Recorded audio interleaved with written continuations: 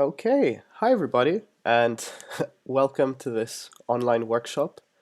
Uh, this slightly strange times, so I'm not super used to doing this. Please bear with as we go along. I guess I'll start with an introduction as to what this workshop is about and who I think it's for, with a short story about my own progression. So after I first started debating and kind of got past the basics, like how do I structure my speech? How do I analyze and impact an argument so that it's at least somewhat accepted by judges as proven? Do I know enough about the world and also about making arguments from first principles so that I can do all right in most motions that might come up, that there's no motion where in prep time, uh, I feel completely lost. But after I got through those basics, I found myself in a weird plateau where I'd sometimes do much better than others in terms of the results I got, the points, the speaks, even though from my point of view, I was actually giving speeches of similar quality and the cases that we were running were similarly good. Was it judge bias? Was it rep? Was it that some judges think that good is an 82 and for other judges good is a 78?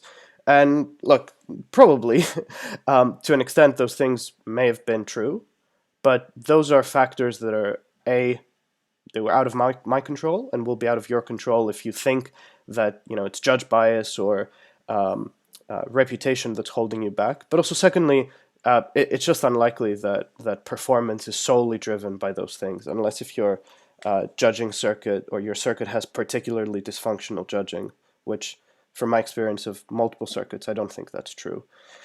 And so with that in mind, when I finally overcame that plateau, I think it was due to obviously a number of gradual improvements in knowledge and instincts and refinements to prep time and so on. But actually, thinking about it, it was a small number of particularly insightful rounds that I attended either as a speaker or a judge, and a debating workshop that this workshop has been themed after, which I think really made a huge part of that difference of escaping the plateau and becoming able to consistently give speeches of high quality and get the win or get enough points to do well at a tournament. So if you're feeling stuck in the way that I've just described I was, I hope that this session is going to be the first step to getting you unstuck. So what I'm going to do is I'm going to talk about nuance in this session, kind of what it means, what are its components, effectively what exactly drives persuasion in a speech. And then that's going to be broken down into a few more things, like talk about incentives analysis, stakeholder analysis, and the use of maps to help you generate content. But in essence, what this session is not going to be is a kind of content matter session. I'm not going to teach you about international relations or about the United Nations Security Council. Rather, it's going to be a set of frameworks, a set of ways of thinking during prep time and during rounds, when listening to what other teams are saying and thinking about what you should say in response or in addition, in order to help you generate better content and more nuanced and more persuasive content. In terms of the format, it's mostly going to be me talking, in part because YouTube is, it's not going to be perfect as sitting in a classroom having an interactive workshop. However, if there are questions that you have, if something doesn't make sense, use the chat feature on YouTube to ask, because I've got that right in front of me. And there's only a 9-second delay between me saying something and you seeing it on the stream. So when you send a message, I could reply as soon as 9 seconds later. They'll probably, just like with POIs, wait until I'm done with what I'm saying and then go to your question. So let's get started. The first thing that I think is useful to kind of think about is what counts as persuasion. And the way I think about it, and the way a lot of people think about it, is it's actually a bit like a function of two things. The first thing is importance, and the second thing is plausibility. So in other words, and you've heard this in lots of different ways, I'm sure, you want to ultimately, in order to be persuasive, make arguments that are plausible you might have heard that they're analyzed, that you've given mechanisms for, that you've shown why they are true, but also that they're important. And specifically by important, we mean important to this round, not important to your personal life, for example. You want to ensure that an argument has an impact, in other words. And so the reason why I've laid out this graph, the simple XY graph here, is because I think it's a very useful way of kind of visualizing where different arguments might sit in BP debates. So your argument might sit up here, where the yellow cross is, where it's not very plausible, but very important. What might that be? This is going to cause a civil war. This will eliminate racism. I have proven to you that X. And the reason why I've put those in, obviously there's going to be some motions where, especially causing a civil war, might be a very likely consequence of some kind of policy or change in how an actor behaves. But if we're debating some kind of social policy motion, even if there's some backlash, it's probably not going to be significant enough to literally tear a country apart. If you're doing something, some kind of, let's say, affirmative action policy, it's probably not going to eliminate racism completely. And so if you think about this in terms of the area you're occupying, the yellow rectangle here, even though it's super important, because it's not very plausible, it doesn't actually carry much in the round. On the other hand, you might be making an argument that is very, very plausible, but not very important.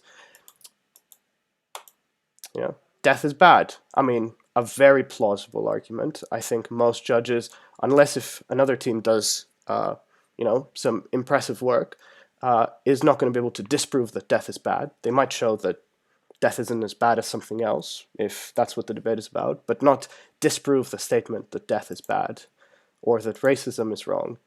And so, like I said earlier, the key thing you want to consider here is kind of the volume, or that should be actually the area of space that your argument is taking up. And what that kind of comes down to is you want to be somewhere here, because that way your argument gets to have this nice big green square instead of much smaller little yellow or red rectangles. Because ultimately the arguments that are going to be winning most rounds are the arguments where you believe it's plausible, you believe that the argument is true, but also you believe that the argument is important, and important in a way that's relevant to the round. So it's obviously important that we all agree that racism is wrong. It's just unlikely that one side is going to take an opposing stance to that and make it a point of controversy in the round, and so have whether you win or not depend on whether you prove that racism is wrong or that death is bad. And the reason why actually this says volume and not area is because there's also a third kind of hidden implicit dimension, which is it's possible to make an argument that's plausible and important, but it still needs to be relevant to your side. So in other words, if another team is able to say that that same impact can be claimed through a counterprop, an alternative policy, then sure, you've made an argument that's plausible, an argument that's important, but actually, in effect, its importance is undermined by the fact that it's not a unique impact for your side. So what you want to do, and what I hope is has been reasonably obvious from looking at the previous slide, is that you want to move towards the middle, and you want to avoid making overextended claims.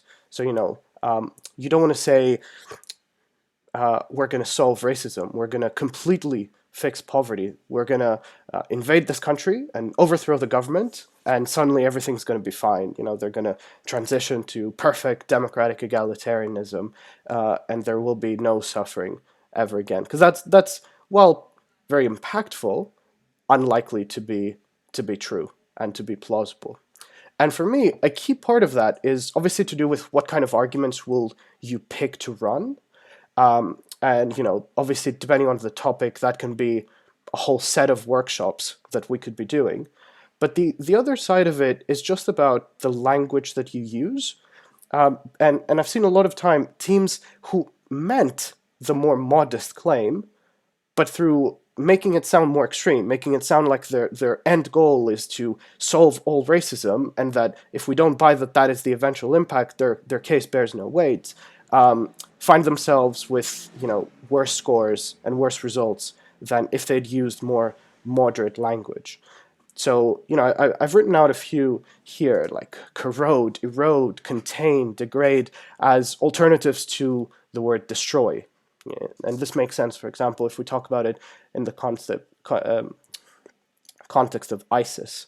So you want to argue that you're not going to totally eliminate an armed movement, but rather that you're going to be able to contain that movement within one region, or that you will erode a country's influence in the international sphere, or that you're going to limit the extent to which they can cause harm, and that maybe in the long term, now it becomes easier to defeat them, right? So it's probably unlikely that you're going to be able to convince a judge that you're going to completely defeat ISIS. And it's very likely that, any opposition team is going to come up and give a simple, oh, you can't kill an ideology, man, and that judges will find that to some extent plausible, especially if it's backed up.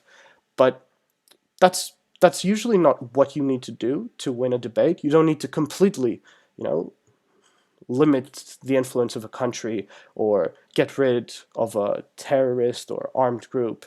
But and so I think it's actually sometimes misleading when we talk about impacts and tell debaters that they need to prove the most important and impactful thing to win the round. Not because it's not true, but because it means that people sometimes think that they need to identify the absolutely biggest impact and try and prove that, when actually what you need to do is, sure, you want to identify a big and important impact, but it has to be one that's convincing. It has to be one that is plausible.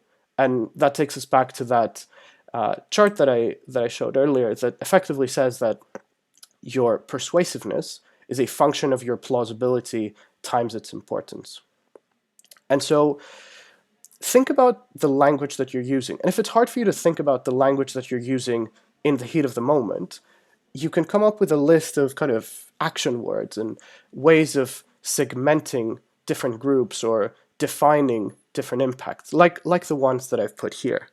For example, when we look at the second bullet point of qualifiers, I think that's a really easy one to do. You just need to get into the habit of doing it. You need to get into the habit of just saying, this is about relatively improving the situation on the ground, or this leads to a comparative improvement in people's prosperity or in people's health. We're not saying that magically people are going to see a tripling of their life expectancy, but that's not what you might need to do to prove that your impact should merit passing the policy or not. And the last thing here, which I'm going to talk about in more detail later on when I talk about stakeholder analysis, is you also want to make sure that you're being precise and careful. I think this has two components. The first is, and it's the one that I'm going to talk about more later, it's just making sure that you're specific about which group it is that you're talking about exactly. But the second one is, again, a more linguistic thing, which is there are so many times when I'm judging a round, which is about, let's say it's about the feminist movement. So it's often about how different groups of people, different groups of women are going to be engaging with a movement and with society. And a lot of the time, teams will just say they will do this, they will do that. And I'm sitting there as a judge being like, who? Is it group A or group B? Just make my life easier as a judge by telling me the feminists or the anti-feminists or leaders versus followers, whatever that division might be. Just remember that even if, on paper, the speech you've written makes total sense, your judges will get confused, or your judges may miss a moment, or you may miss a step, and so suddenly it sounds like you're arguing for the opposite thing. And sure, a lot of the time, judges can and will be charitable, but that assumes that they've understood what you actually meant in order to be able to slightly rewrite their notes and say, okay, obviously they didn't mean this, because that would have been absurd. They clearly just, switched two words around. So be specific and precise about the group of people that you're talking about, both because it'll be more persuasive, but also because you want to make sure that the judges get the same point as the one that you're making. So if you're talking about how this is going to change the perspective of privately educated female senior executives in large multinationals, which you may well do if you got around about something like lean and feminism, use that, or at least say something like female CEOs as the shorthand instead of saying women or they, because that's more likely to either confuse your judges or at least open yourself up to be vulnerable to a team that's going to come up and they might know what point you were actually trying to make, but they can misconstrue it as saying, oh, opening government, homogenizes all women, when actually, blah, blah, blah. There are nuances and differences between them. It becomes harder for them to strawman you like that if you have set up an argument that is more precise and so less prone to be reinterpreted in a different and kind of less flattering kind of way.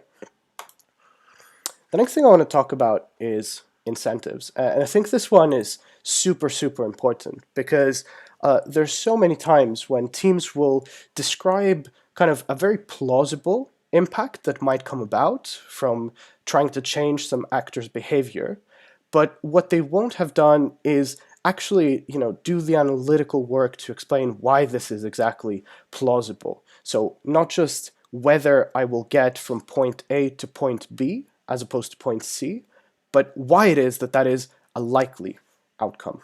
And I think a lot of that, because BP debating and the motions we have are very often about changing the behavior of an actor, in order to understand why an actor would change their behavior, we need to understand what motivates them.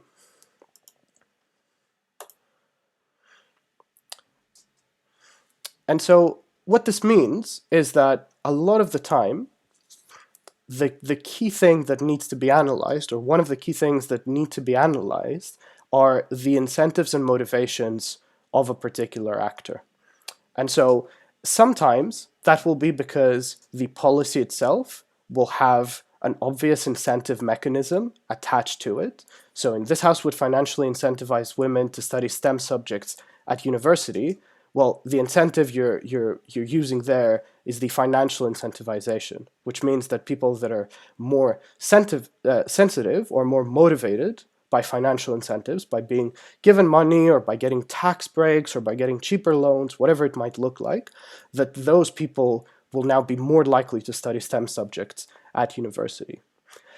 Now, the problem that sometimes comes about in debates is that people will only focus on the one incentive that the debate is obviously about. So in this house would give money to X to do Y, like the first motion in the bullet point. People will only focus on the financial incentive, or when talking about war, they might talk about how people don't like getting shot at, people don't like their country being at war. But actually, when you have a lot of debates, you need to recognize that, first of all, actors are often motivated by different things. It might be the case that the same actor has conflicting motivations, but also that different people are motivated by different things themselves. And so I want to give you an example. Say you're debating insurgency. Say you're debating a round that is trying to either eliminate terrorist insurgents, or a round about trying to incentivize active terrorist or rebel groups to step down. You want to analyze as many incentives as possible in order to be convincing. So, for example, if you have, and I think I've got this here, this house, as the Indian government, would cease the Naxalite surrender and rehabilitation policy, which was basically a policy whereby members of the Naxalite rebel group would, in exchange for immunity for the crimes committed as members of the Naxalites, as well as a kind of like, I think it was something like a monthly or annual payment that they'd be receiving as kind of like a state salary,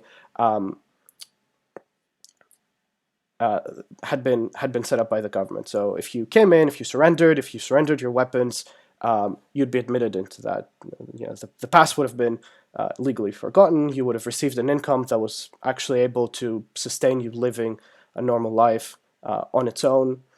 And the motion was, as the government, you would cease that. Now, obviously, if you talk about the financial part of the incentive, and in this little framework that I've got here that's borrowed from kind of the study of spying, obviously you can talk about why people like money, especially if it's money that they don't need to work hard for. It means that they can use it to do other things that they may want to do. Obviously, in that case, you can talk about how that financial incentive might convince some people to do it. But that leaves you vulnerable to a number of opposition responses, right?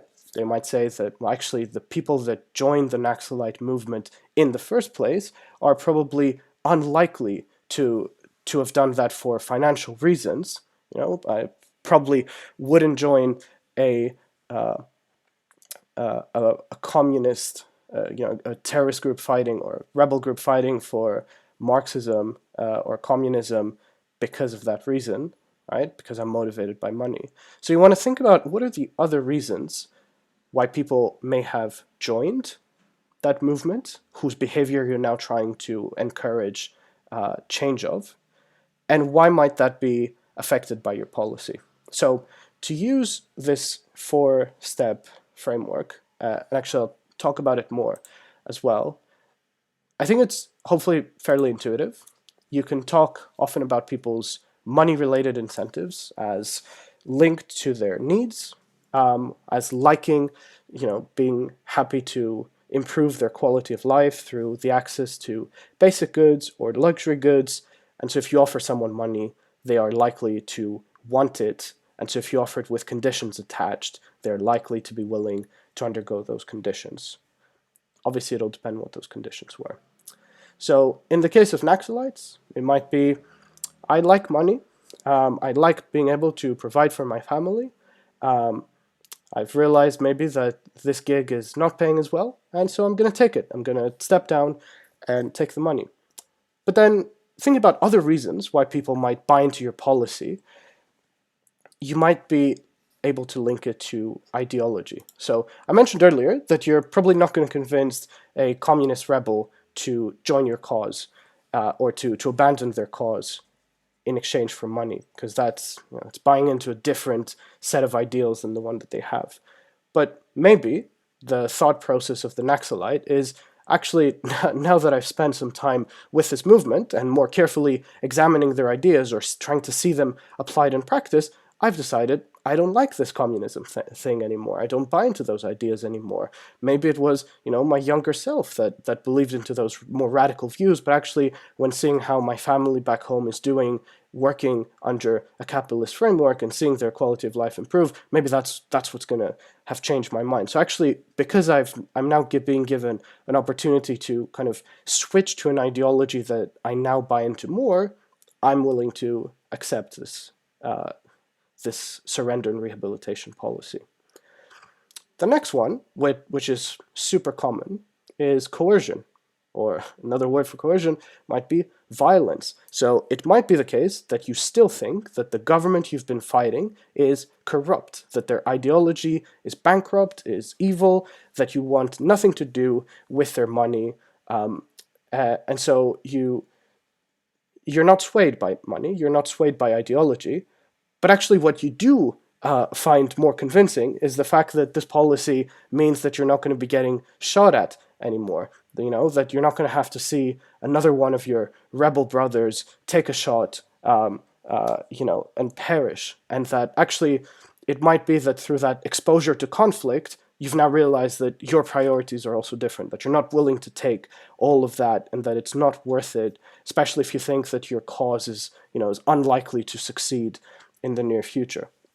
And so here what I've kind of talked through so far is saying, okay, there might be some people that are influenced by money, some people that are influenced by their ideological beliefs, some people that are influenced by the fact that they want to avoid coercion, and obviously there's going to be some people that might be persuaded by more than one of these, and it might be the case that they may be deterred, for example, by ideology. They might still think the government is corrupt, and that capitalism is wrong, but actually they might prioritize their physical safety higher. And so with that in mind, they might say that the coercion incentive, the coercion motivation is stronger. The last one is quite hard to explain in an argument, but it can be very useful in the small number of cases where I think it works, because it kind of goes without saying that while these are possible motivations for an individual's behavior, not all of them will be true in a given motion. Not all of them will be relevant to your side. I think the first time I did this workshop was right before a tournament, and I had teams that I was judging the next day kind of start their speech by being like, I will now analyze how these four incentives, are affected by the motion. And it didn't always make sense, because, in a motion about financially incentivizing someone, like women, to study STEM subjects, there's probably not a comparably strong financial incentive on opposition, right? It's probably more that you want to trade it off against other things or other consequences of the policy, rather than try and say that, women are not financially motivated by a study of STEM, or that they know they're going to make more money later if they study art history, so, they're balancing their long-term financial incentive. That's probably not an argument that's going to be successful. So to go back to ego then, I think the way to think about it is sometimes people care about their sense of self, their sense of ego, that they will do things that might be irrational for them, in terms of money, in terms of ideology, in terms of coercion, because of that sense of ego. So in the kind of the world of spying, where this has come from, I think it was something along the lines of how the US and the USSR, I don't remember who, but one of them was able to flip people working for the intelligence agency of the other, not by offering them much more money, not by, convincing them that their side on the Cold War was correct, but just by that appeal to a sense of ego. Because if you think about it, a lot of people who work in intelligence, if you're doing a clerk job, just working, filing documents, it's not very interesting. You're a small cog in a massive machine that you can't see the other parts of because it's all secretive. You might feel that even though what you're doing is nominally important, and obviously, the government cares about what you're doing, because if you try to leak those intelligence secrets, they're not going to want that to happen for sure. But you might personally not feel appreciated. Your ego might not be benefiting. And so what might happen is you might get a Soviet intelligence agent making contact with you and saying, oh my God, wow, like I'm so grateful to have finally met you. You're amazing. We know about you and the work that you've been doing, and actually we'd really love to bring you back home. And there's a lot of important people back there who want to meet you and learn from you. Something like that. I'm obviously paraphrasing slightly, but in effect, in that case, you've taken this low-level clerk with some information that might be useful to you, not by offering them money, not by saying that, actually I've now convinced you and communism is the way to go. You're not physically coercing them, but instead you're just appealing to their sense of ego to convince them of a better outcome. Another example of ego, in a case where I've applied it, was in a roundabout police departments being able to confiscate assets and profit out of them. So keep the money that they're confiscating from, for example, a drug cartel where they busted their warehouse and found a stack of cash. And so, we ran lots of the more obvious arguments as to why that money would be useful, as to why it wouldn't encourage irresponsible behavior. And one of the kind of more out there arguments that we ran, but it was still very successful in helping us win the top room, was in saying, look, part of the reason why this financial incentive for police officers is going to be useful I talked about corruption and the corruption of officers, and why sometimes it just comes from greed, and that's the money incentive. Sometimes it might come from coercion, like having information on you that might put you in trouble, or something to do with your family. But actually that a lot of the reason why corruption was happening in police departments was to do with egos. And I talked about salary cuts and how degrading it feels when you're putting your life on the line for citizens and you can barely make the week. you know, you're working paycheck to paycheck, your pension has been wiped, and how those things, obviously they're bad from a financial motivation point of view as well, but they're also linked to the kind of ego impact that it's going to have. And we kind of use that to show why corruption would improve significantly, and why this policy was fixing a pressing problem that meant not just that you didn't have as effective police departments because they were underfunded, but specifically that you had police officers that were less able to do their job as a result. And so, looking at this MICE framework holistically, you need to. I think it's useful to have at the back of your pocket, to have it maybe written on your notepad's left page where you've got your prep checklist, and just during emotions prep time, think which of these tools are available to our side and which ones might be available to the other side, and how can we counter them. And sometimes, you know, something like ego, it's never going to stick. You know, you could maybe make a far-fetched argument about it, but probably not one that you could run within 7 minutes while also winning the debate. But with the others, I think it can be very useful. So for me, a good rule of thumb that I've got during prep time, and it's going to sound silly, but I always tell my partner, we need to talk about incentives at some point during these 15 minutes. And it's kind of, I'm not sure why, I'm not sure which incentive is going to end up helping us, and maybe none of them will.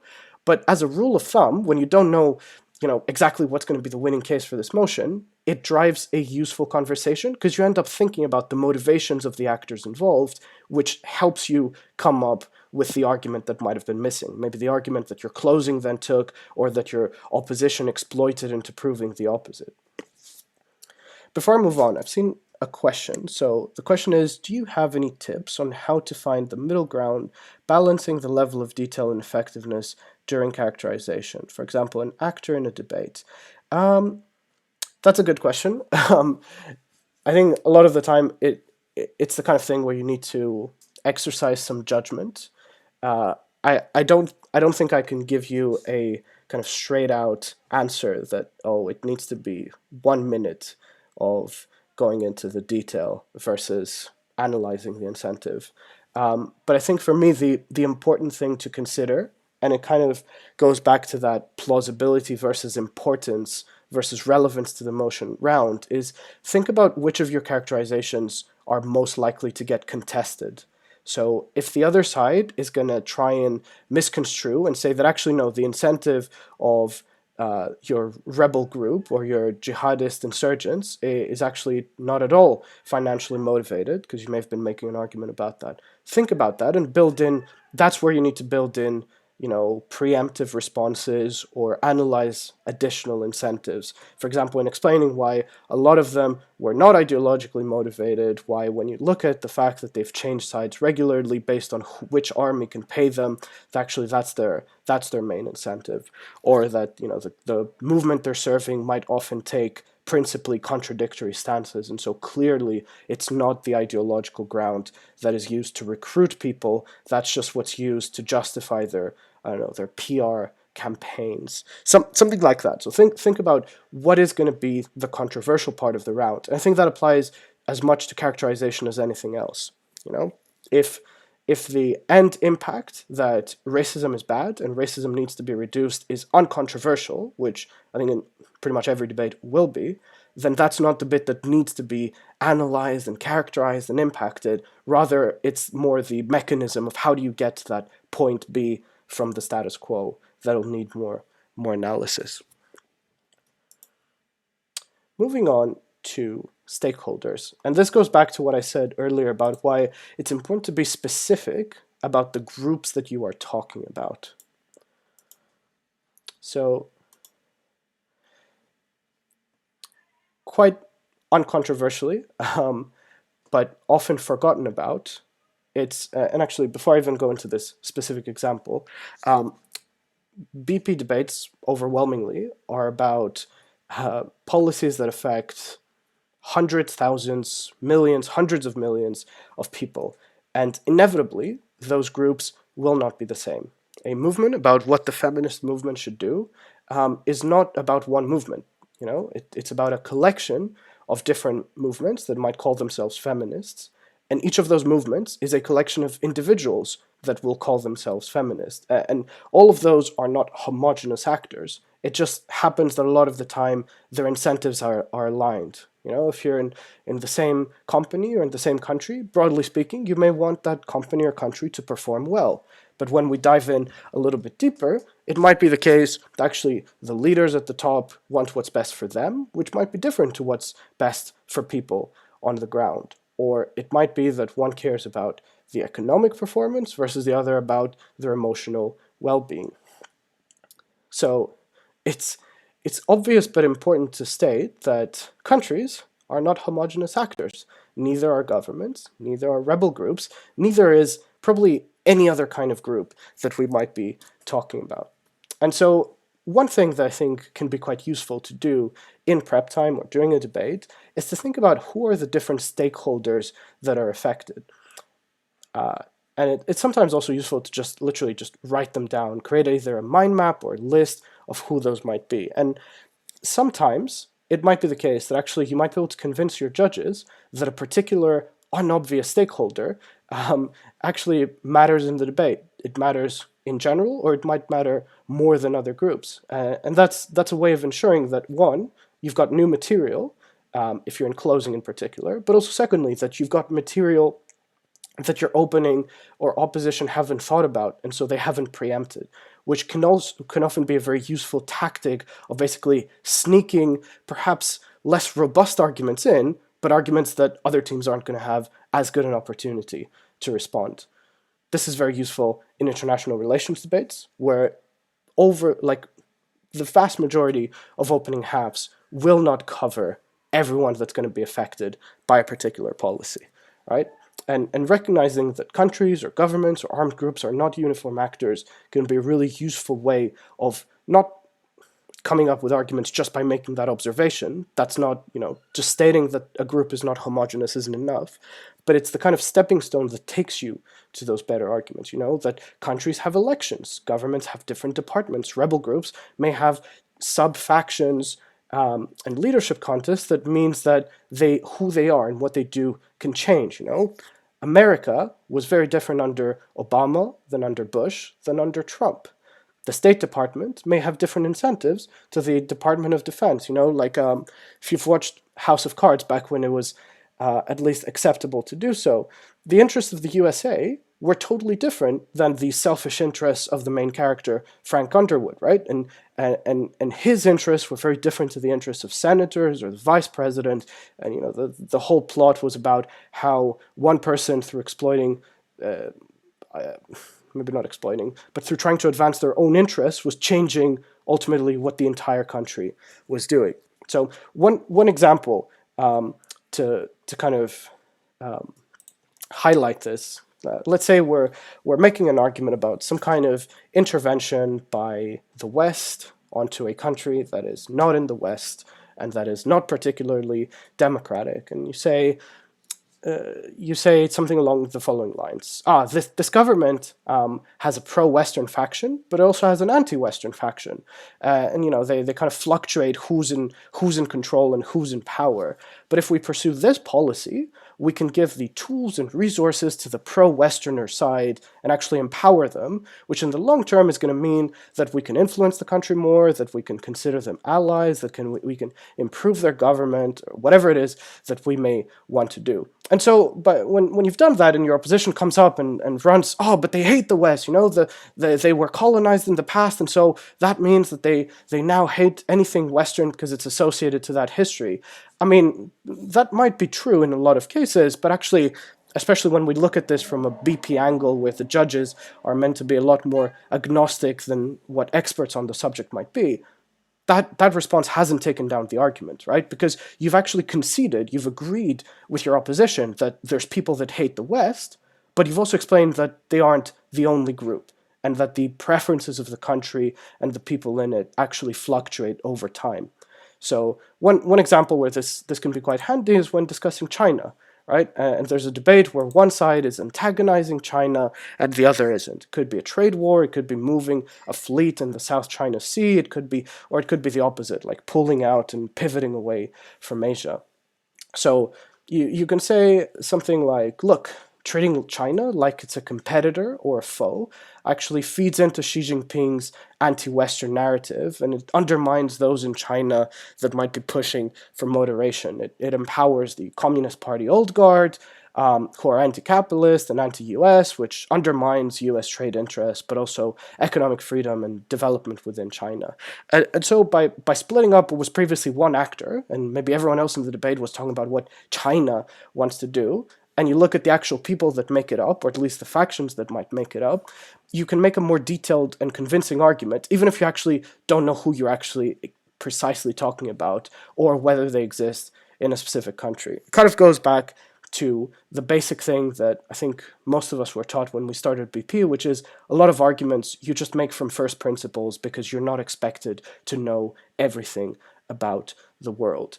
Now, what I'm saying here is I'm not encouraging you to lie, but I think especially if you do not know about a particular country's internal politics, it is very likely and very plausible, unless it's a very extreme example, that you'll be able to run this kind of argument and saying that actually, there's factions of different viewpoints. There's the extremists within the terrorist organization that have been radicalized to the point that they only see violence as the viable solution, but also there's the moderates who joined with a more idealistic view, but they haven't lost sight of that. They would be willing to make compromises if it means that they can actually, achieve whatever agenda they joined initially for. And so the kind of one-sentence summary of everything I've said for the past 5 or 10 minutes is don't generalize. Don't generalize because that means you're not making as precise arguments. Don't generalize because it means that other teams may be more specific and take advantage of that. Instead, you want to divide and conquer. You want to subdivide a group into its constituent parts, assuming that that subdivision is useful and helps your side. You may also want to make the opposite kind of argument, that actually there might exist a leader that is able to hold the different factions together and has the ability to control them and steer things according to their own preferences instead of let the factions take advantage of them. And so think about the kind of subdivisions that you can make about, and maybe even, again, if you're going to have an action list or a prep cheat sheet to use, just write down a bunch of subdivisions that you could plausibly make, because some of them may matter in the round. So I think I've got a few here. Might be a group's religion, it might be their ethnicity, it might be their culture, their background, it might be their language, their class, their profession, the region that they live in, their ideology. It might be people living in urban centers versus people living in the countryside. It might be people who are rich versus people who are poor. It might be people who are working in white-collar jobs versus blue-collar jobs. It might be people, the list goes on.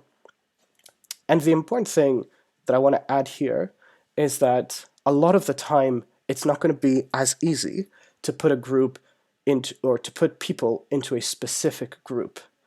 Going back to the pro-West, anti-West kind of subdivision, in most places, people aren't going to be firmly in one or the other. And this is another thing that we exploit all the time in British parliamentary debating by talking about people who are on the fence, people who might be leaning towards one side or the other, but actually in the spectrum of people who hate America and people who love America, most people aren't in one of those two groups, right? They're somewhere in the middle. When it comes to introducing any kind of social policy and opposition talk about backlash, you're like, yeah, not everyone's going to support this policy, but how many people do you know actively opposing it, going out on the streets, disrupting the implementation of a policy, or electing a party that might, promise to get rid of it? In most cases, for most policies, the answer to that is it's a very small group of people.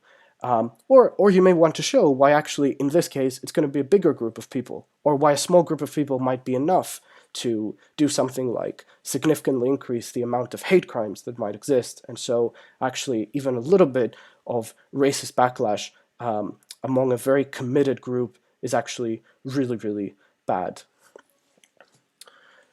Before I move on to the next section, which is just going to be continuing on stakeholders, but focusing on international relations a little bit more, just want to answer the other question that I've gotten, which is, could the mice framework sometimes lead to you losing connection to emotion, for example, an emotion that clearly defines a financial incentive, such as your example?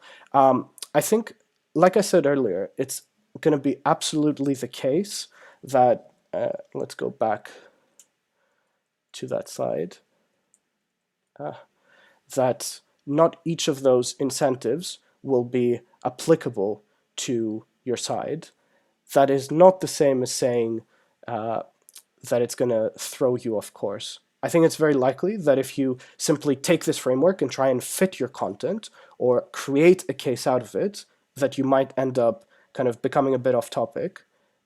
You always need to think about whether the argument you're making is unique to your side, or whether it's contributing to an impact or mechanism that is especially important to your side. But I think it's useful to have it as a kind of checklist of saying, okay, is there some kind of financial, material motivation that the actor we're trying to influence has? No? Okay, what's next? Is there an ideological one? Is there a coercion one? Is there an ego one? Or even before you think about M, I, C, or E, just think, what are the motivations of our actor? Maybe you don't need to use a checklist like this one to figure it out. You just need to remember to ask that question. So,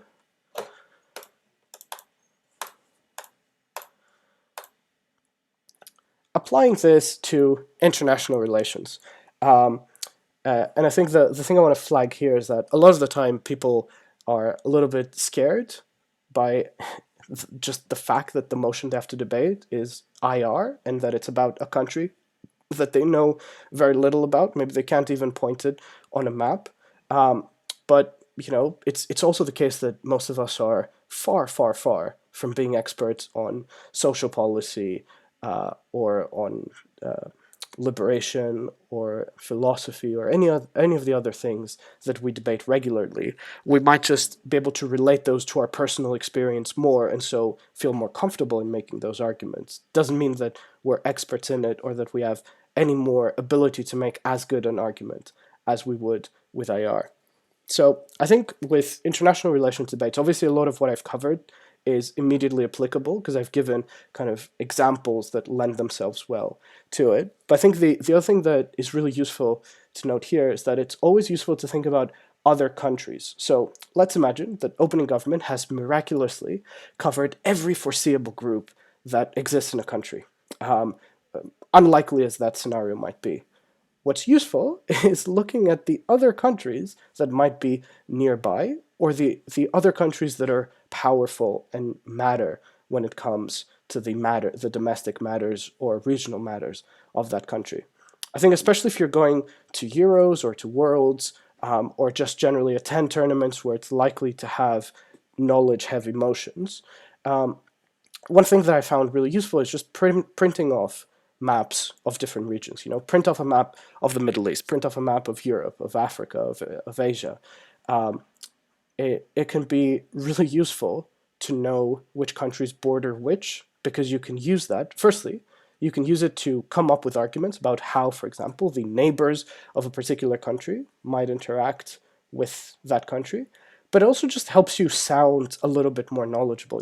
If you're in a debate about the Democratic Republic of the Congo, you might mention their neighbor Angola and how they might react to a rebel group that's fleeing across the border, or maybe that Angola is allegedly funding that rebel group that you're trying to intervene against, and how they might preemptively strike against that group and so cause civilian casualties.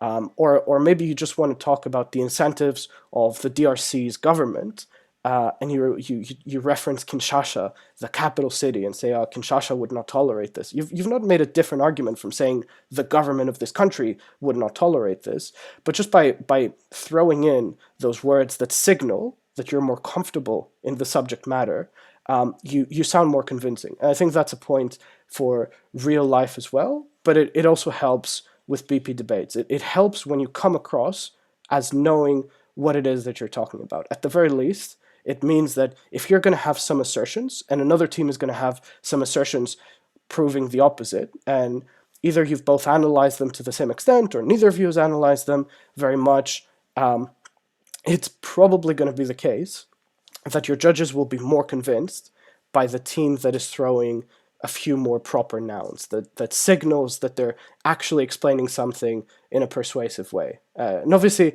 I'm not saying, list off the key facts on a Wikipedia page when talking about a country, but do use things like the capital city of a country or talk about the neighbors, both to come up with material, but also just in the way that you communicate that material. The other thing to note here is that, so I've talked about neighbors and kind of the regional level, and I've talked about the domestic level of talking about the country, the government, the movements within it, the factions. Obviously, the last one is the international level, which is, maybe we're talking about a conflict in East Africa, but it might be a conflict that has attracted the interests of foreign powers that aren't just from that region, from the neighborhood. It might be China and its investments there through the One Belt, One Road initiative, or it might be Western multinationals that have influence over their own government and their own foreign policy that might also have interests there. Again, something to think about in order to see if you can come up with content because the basic stuff has been taken by your opening, or because you're worried that the basic stuff isn't going to be enough. The last thing I want to talk about is maps. So I've already mentioned that it can be useful just to carry those around so that you know the capital of a city, of a country, or maybe some of the other big cities, or that you can identify the terrain.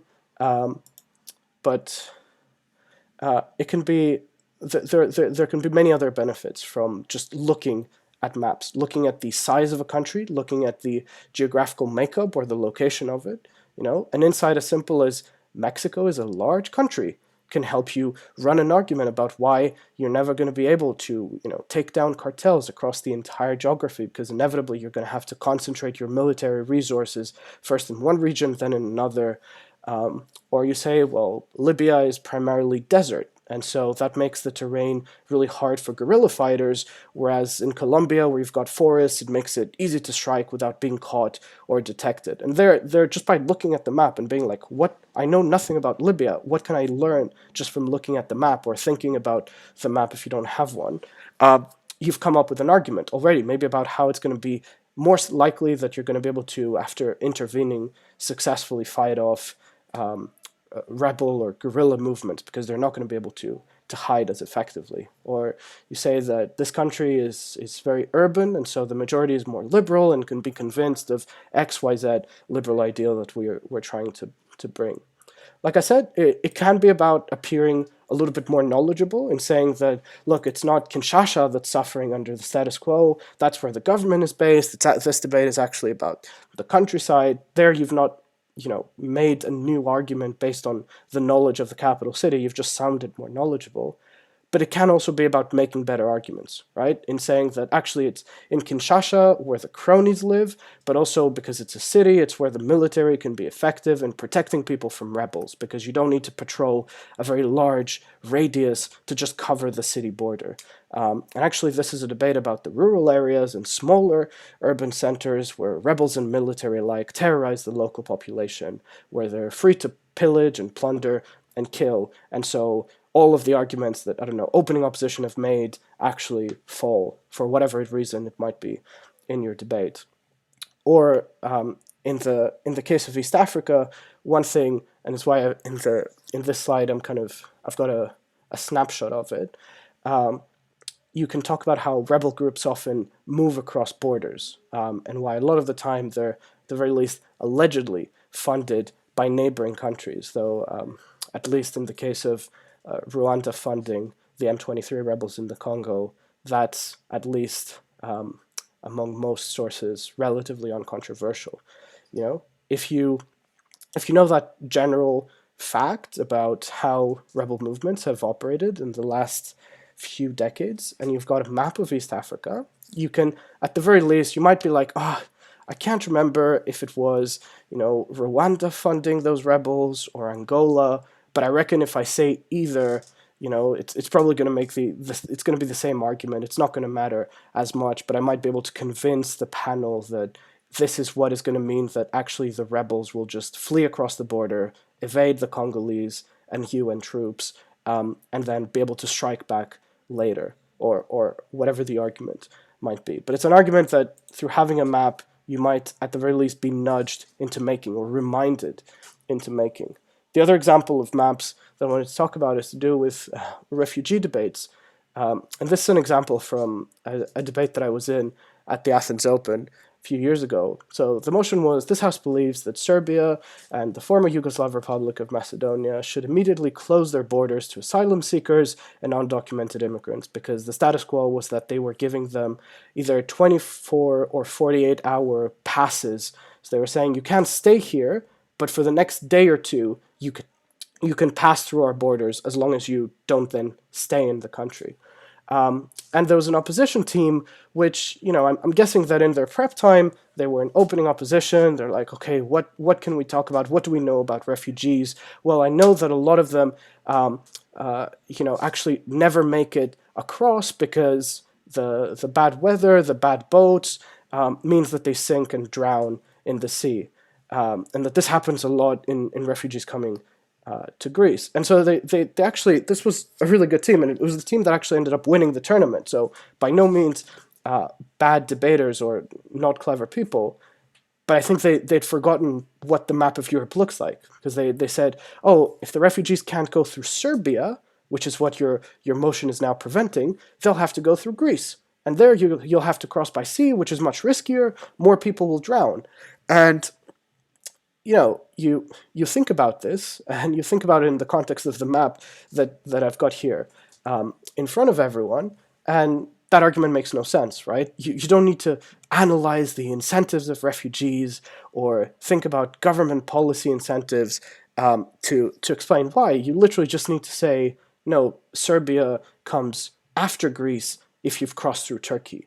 Or if you're coming from Italy, you still have to cross the sea to get to Serbia. So there's no like crossing of a sea body that is encouraged or prevented through this policy. The argument just is not at all relevant to the motion.